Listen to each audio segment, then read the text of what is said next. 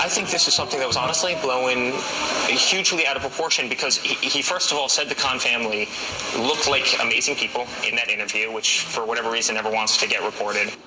Donald Trump's son, Eric, he's calling out the liberal mainstream media for its obsession with the Khizr Khan story. And later, Chicago is now seeing a massive surge in violence, but liberals and the Black Lives Matter movement, they're completely silent all of a sudden after July represents a 10-year high in violence in Chicago. We have the numbers. Sheriff David Clark, Geraldo, react. That and more tonight right here on Hannity. Khan family looked like amazing people in that interview, which for whatever reason never wants to get reported.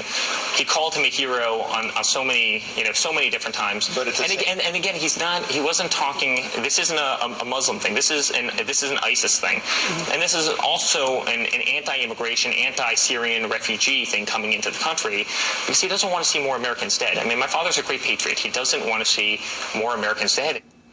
Eric Trump earlier today saying that the feud between his father and the Khan family has been blown completely out of proportion by the liberal media. Joining us now with reaction, Fox News contributor Rick Grinnell and conservative columnist and Trump surrogate AJ Delgado. AJ, this is very frustrating to me. He called the son a hero. He was against that war. Hillary was for it. He said once you go to fight the war, you got to finish it, and we know what happened by pulling out early.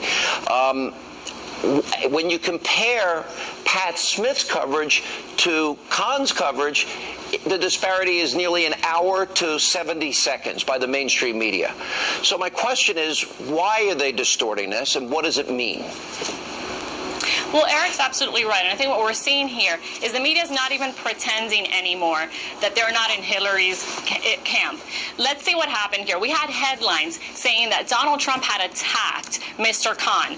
And the truth is, not only did Donald Trump not attack Mr. Khan, he praised him. He said this was a nice man who seemed like a nice man. The attacking came from Mr. Khan, who viciously, heinously, for no reason said, and I quote, that Donald Trump had sacrificed nothing. Not only was that an unnecessary, ugly, toxic insult and what could have been a beautiful speech about his son's heroism, but Mr. Khan insulted most Americans when he said that, because he was saying that someone who's a parent like Mr. Trump, who's had 5 children, raised 5 wonderful children, can do that without any sacrifice. What about school teachers? What about firefighters? All of these people sacrifice daily for this nation, and he's saying essentially that unless you've lost a child in war, you have sacrificed nothing. It was really a shameful speech. Rick, when you look at, all right, our National Director of Intelligence, James Clapper, our FBI Director, Comey, our CIA Director, Brennan, our Assistant FBI Director, Steinbeck, our former Special Envoy to defeat ISIS, General John Allen,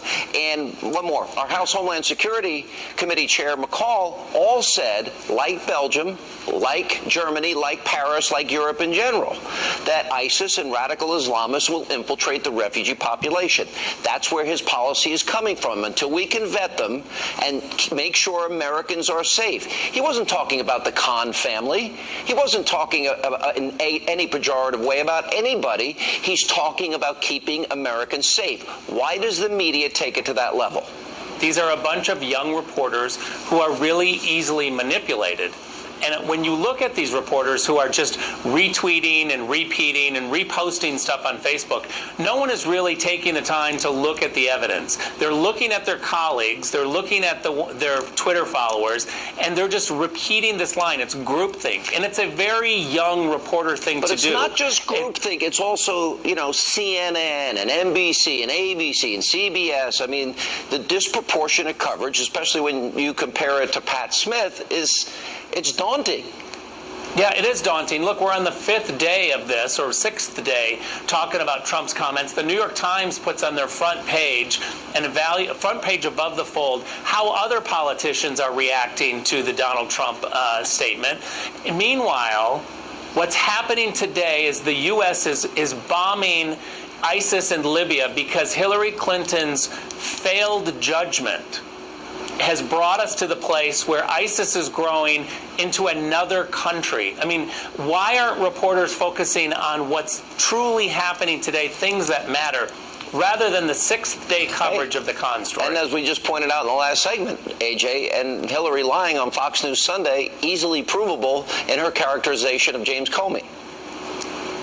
Right, and this is why this all comes together. We're going to see a fake controversy against Mr. Trump almost daily. Why? Because the media wants to keep the American public focused and distracted on the fact that Hillary Clinton hasn't had a press conference in over 200 days. They want to keep us distracted away from the fact that the Clinton Foundation was basically a pay-for-play organization and all of these other issues. So if they can keep manufacturing these fake controversies, they figure the American public won't pay attention to what Hillary Clinton's record is or what she's doing. But we're smarter than that, and we will. All right. Thank you both for being with us. Appreciate it. Great points. Coming up, last month, get this, last month, 65 people were killed in Chicago. That makes it the deadliest July in Chicago in the past decade. By the way, do you know any of the names? Why isn't the president, why isn't Hillary talking about it? Where's Black Lives Matter? Are they talking about it? Are they trying to stop this out-of-control violence? Sheriff David Clark, Geraldo Rivera, next.